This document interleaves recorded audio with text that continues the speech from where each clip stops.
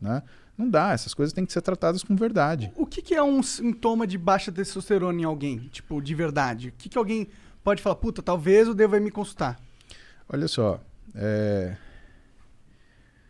difícil falar baixa testosterona porque muitas vezes, Monark, o paciente ele tem uma testosterona que é baixa, mas para ele é normal. A gente chama isso de RCV, Reference Change Value, né? O que a gente estuda no consultório? A gente estuda o paciente. Então, a gente tem uma planilha onde a gente avalia exames a cada 2 ou 4 meses. Então, a gente tem uma linha do tempo do que é o exame desse paciente. Então, tem muito paciente que a testosterona normal dele é 450. Tem outros que a testosterona normal é 850. Tem aí, tudo aí no meio. Tá? Então, é difícil falar o que é o sintoma da baixa testosterona. Eu posso te falar o que é sintomas que você deve procurar o médico. Tá? Então, vamos começar um por um. Que se você tiver esses sintomas, alguma coisa você vai achar. Primeira coisa, percepção de que você está mais cansado para fazer as coisas que você normalmente fazia. Essa percepção de mais cansado, ela pode se manifestar de duas formas. Primeiro, uma sensibilidade maior ao esforço, ou seja, você faz um esforço menor e você se sente mais incapaz de lidar com ele. Segundo, uma incapacidade de continuar funcionando em um meio de esforço. Antes você sentia o cansaço e conseguia seguir adiante. Hoje você não consegue mais. Terceira coisa, você pode ter alterações do que é a sua percepção de fome e saciedade. São coisas diferentes. Fome, quero comer. Saciedade, consigo parar de comer quando eu quero. Capacidade anorexígena, capacidade de não comer. Normalmente, esses estados de cansaço, eles fazem com que o teu corpo interprete que existe uma necessidade de energia. Então, você começa a perder o controle da sua capacidade de se alimentar. Isso é um sinal que tem alguma coisa errada com você, porque isso já é um controle central, é um controle neurológico. A gente tem sistemas muito delicados que cuidam disso. Interessante. E você tem que ser capaz de parar de comer quando você começa e você tem que ser capaz de não comer quando você não quer. Só que não comer quando você não quer já é uma coisa que demora mais para você perder. Que é a primeira coisa que a gente perde a capacidade de parar de comer quando a gente começa. Outras coisas interferem aí e que tem muita relação com função hormonal. Né? Não só de testosterona, hormônios sexuais, mas tem função, o estradiol também conta nisso, mas tem função, por exemplo, tireoide. Né? A tireoide ela dá uma sensação de tão baixa energia que o sujeito, um dos sintomas se chama sugar craving. Né? A pessoa precisa de açúcar. Por que ela precisa desse açúcar? Porque toda vez que você come um açúcar simples, e fique atento se você tem essa sensação, principalmente se você come açúcar e de repente você tem um ânimo que aparece do nada. Toda vez que você come açúcar, você transforma uma grande quantidade de T4, que é um hormônio estocado, em T3, que é o hormônio ativo. E essa transformação, ela te dá uma disposição. Isso é uma coisa que... Isso acontece comigo, hein? Sim, isso que eu ia falar. Às vezes em quando eu falo, nossa, preciso de um doce, do mano. nada, caralho, preciso de comer um doce. Mas você percebe que preciso de um doce não é uma coisa real? O real é, preciso de comida? Por que eu não preciso de um churrasco? Porque o churrasco não vai dar aquela sensação de... Exatamente. Então, o que está acontecendo? Por que tem essa sensação de... É isso que é o lance. Entendi. Outra coisa, variação do paladar. A gente tem uma necessidade de comer algumas coisas que necessariamente o nosso cérebro ele meio que sente falta disso. Tem um nome muito engraçado, vocês vão rir, chama pica gravídica. Sabia que vocês vão rir. Pica gravídica. Não tem como não rir, né? Não Porra. tem. Né? Os dois são bons, tá ligado? E é um nome que uma parte complementa a outra, né? Que faz sentido, né? Mas, por exemplo, é aquela história de mulher grávida ter vontade de comer tijolo, cabo de vassoura, né? Por que é isso? Isso daí é uma alteração, não deixa de ser uma alteração nutricional e que muitas vezes tem relação com alguma função metabólica que não está organizada.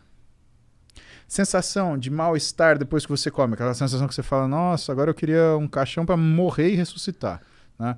Isso também é um mau sinal. E eu acho que eu preciso me consultar com você, cara. Cara, tudo você está falando aí, tirando o lance do açúcar, porque eu não sou muito chegado, não. Mas o lance de... Quando você falou que, porra, quando o teu corpo tá cansado, ele começa a achar que tá faltando energia que tu quer comer, pá. Porra, tu me definiu, cara. Não, mas é verdade. Aí você percebe que assim, você nem tá com fome, mas você quer comer. É. E sabe qual é o grande problema? E assim, tem uma série de outros sintomas. Se a gente for começar a falar, então a gente vai de cima para baixo. A gente nem começou a falar dos neurológicos. Ainda tem cognição, tem memória, sensação de recompensa, controle da ansiedade, da agressividade e da Sensação de irritabilidade. recompensa. Fala um pouquinho dessa da sensação de recompensa. Sensação de recompensa, a gente está falando do que é a organização de alguns núcleos no nosso cérebro, tá? Então... Porque eu não sinto essas... Eu não tenho mais essa parada, tá ligado? Claro que tem, você fica mó feliz que você ganha de alguém no jogo, porra. Não, mas não, porra, não é disso que eu tô falando. Mas esse é o mesmo Não, eu tô mecanismo. falando de, pô, por exemplo, eu não... Os caras falam pra mim assim, porra, pô, maneiro o trabalho que tu tá fazendo, ou coisas do tipo assim, no macro, não tô falando de um joguinho, tô falando no macro, minha sensação é sempre de indiferença. Blazer. É. Então você está falando de dopamina e adrenalina, tá? Isso você vai entender, você nunca mais vai esquecer, tá? O nosso cérebro, ele tem linhas de nos proteger, tá? E essas linhas de proteção, elas alteram que a nossa tomada de decisão. Então existe um equilíbrio muito perfeito entre alguns locais. Vou falar os nomes para você escutar uma vez. Striatum dorsalis, núcleo accumbente, amígdala e núcleo ventromedial do córtex pré-frontal. Esses são 4 que a gente lida com mais frequência, tá? O striatum dorsalis é um núcleo de neurônios no nosso cérebro onde ele fica medindo constantemente os títulos de alguns neurotransmissores. Neurotransmissor, ele é simplesmente uma substância química que transfere uma informação de um elétron de um neurônio a outro. Perfeito, obrigado.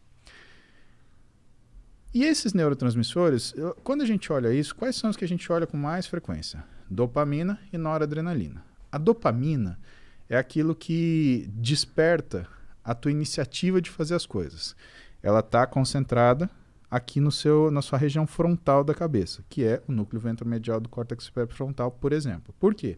Porque essa área, Igor, é o grande simulador do seu organismo. Então, se eu te chamar para, por exemplo, comer um ceviche, você simulou peixe cru, não quero. Paulo, obrigado, não gosto.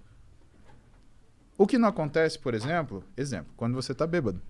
Né? Quando você está bêbado, o que aparecer na sua frente, você come. Por quê? Porque você está desfrontalizado, você desligou o seu órgão simulador.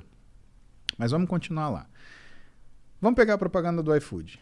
A gente estava aqui, 13h, 1h30, né? Por que nessa hora a gente jogou um sanduíche na tela? Porque o teu cérebro olhou aquilo e o teu núcleo ventromedial do córtex pré-frontal, ele simulou.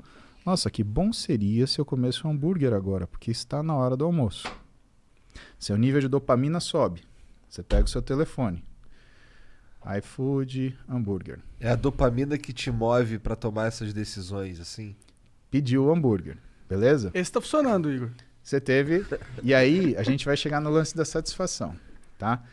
Só que quando esse hambúrguer chegou 40 minutos depois, algumas vezes, você já deve ter sentido assim, pô, mas eu tava com vontade de comer macarrão. O que é isso? A dopamina subiu, fez você tomar decisão, caiu e sobrou o quê? Sobrou para a noradrenalina, que é essa sensação de satisfação mais duradoura, fazer esse meio de campo. Só que quando chegou o hambúrguer, você queria macarrão.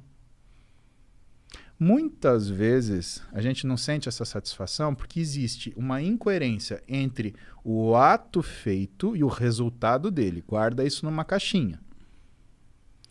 Vamos voltar para o striatum dorsalis. Ele está medindo dopamina, noradrenalina. Pá, pá, pá, pá, pá, pá, pá, pá. Ele fala para o nosso núcleo accumbente o que está acontecendo. Ó, o título está assim. E o nosso núcleo accumbente, ele interpreta. Tô bem, tô mal. Exemplo. Tuas filhas vão ficar adolescentes. Aí, com 13 anos, elas vão pedir para você levar elas para Disney e o dólar tá R$4,50. Cara, você vai fazer das tripas coração, você vai pagar uma passagem caríssima, fila, lá. Quando chegar na Disney, e assim, ela tá aqui em São Paulo, eu quero ir, porque se eu não for, eu vou morrer, porque todos meus amigos foram, só eu não fui, você não gosta de mim, minha mãe não me ama, eu fui adotada. Cara, é toda... Coisa de adolescente. Exatamente. É. Chegou na Disney, pisou na porra do parque. Ah, essa isso. Aí você quer falar assim, uma porrada. Acorda! Por quê? O núcleo accumbente, ele é sensível a variações hormonais, tá? No adolescente, o que você mais tem é variação hormonal.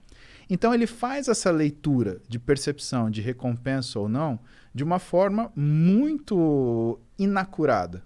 Por isso que é difícil você ver um adolescente que está 100% equilibrado o tempo inteiro, né? Ele está escutando uma música de corno lá, sofrendo, ou então ele está, sei lá, dando pulo, alucinado, né? Ele está sem comer, ou então ele está lá comendo, fast food mais nervoso que tem. Aliás, você já viu, conta nos dedos, quantos adolescentes, por exemplo, gostam de comida japonesa? Por quê?